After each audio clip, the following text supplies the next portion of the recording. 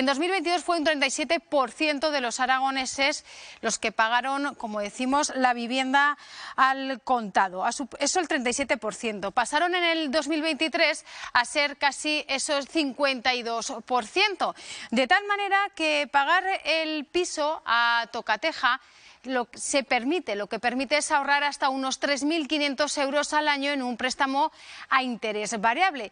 ¿Qué pisos se pagan al contado? Pues mayoritariamente, por un lado, se hace para viviendas de un precio muy razonable, como por ejemplo una vivienda que sea más barata, más económica. Y la pregunta es ¿quiénes lo compran?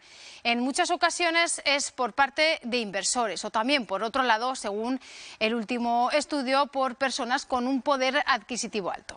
Según los últimos datos del INE, en total son 6 de cada 10 compras de vivienda en España las que se pagan así, de esa manera, al contado, sin acudir en ningún momento a ninguna hipoteca. Un dato que nos puede resultar sorprendente. Por eso, a esta hora de la tarde saludamos a Antonio Gallardo. Él es responsable de estudios de Asufin. Muy buenas tardes, Antonio.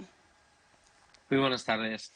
Es lo que se denomina como pagar a tocateja, lo hemos escuchado en más de una ocasión, pero claro, hablamos de quién puede o quién es ese perfil.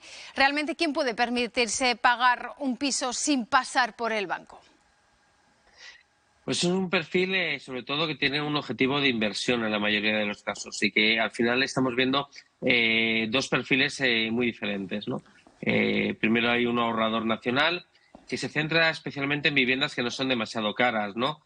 Y que no es su primera vivienda, por eso su objetivo no es tanto habitarla, sino, bueno, pues ponerla en alquiler o en algunos casos tenerla de segunda vivienda y que se centran más en ciudades y en volúmenes pequeños, es decir, viviendas que no sean muy caras.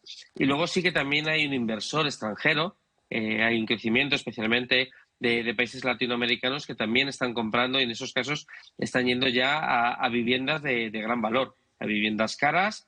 En ese caso sí que hay, en parte sí que son para vivir, pero buena parte sí que son para también invertir y aprovechar que, bueno, al no existir incentivos fiscales y tener unos tipos más elevados, están haciendo aflorar pues un ahorro importante. Podríamos decir entonces que sobre todo el principal comprador de pisos al contado es población extranjera. En parte sí, no toda, pero en parte sí. También hay una buena parte de población española que el español en general es muy conservador en el ahorro e invierte pues en depósitos, cuentas o en vivienda. La vivienda es el principal activo. Y en un momento en el cual los depósitos y las cuentas no te dan dinero y pedir una hipoteca no es como hace 2 años y medio, que pedís una hipoteca cercana al 0%, sino que ya han llegado a pagarse por encima del 4%, pues lo que deciden es que esa inversión la hacen a tocateja, afloran ese ahorro, ¿no? Un ahorro que se incrementó en el momento del COVID y que estas personas que tienen un ahorro importante no se han visto afectadas o se han visto afectadas en menor medida por la subida de precios que hemos visto, ¿no? Y que hemos sufrido por la inflación y que deciden en ese momento, en un momento en el cual la vivienda es rentable porque hay poco alquiler, por ejemplo, y es un alquiler caro, sacan ese dinero y lo destinan al ladrillo. Antonio, a la hora de tomar esta decisión, ¿puede llegar a influir las condiciones actuales de las hipotecas en este tipo de compras?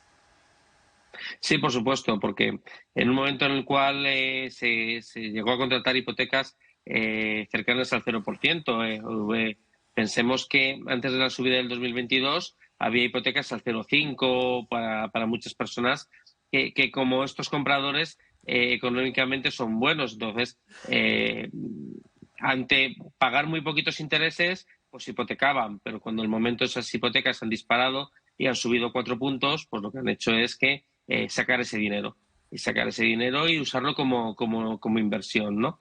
Entonces tiene que ver mucho las circunstancias, igual que vamos a ver en otro sentido cómo esta bajada de tipos puede influir a que muchos compradores que sí que piensen en hipotecarse lo dejen para finales de año porque piensan en sacar una hipoteca más barata, ¿no? Entonces, al final, las condiciones de mercado marcan mucho, tanto para el que puede pagar la hipoteca al contado como para el que tiene que hipotecarse.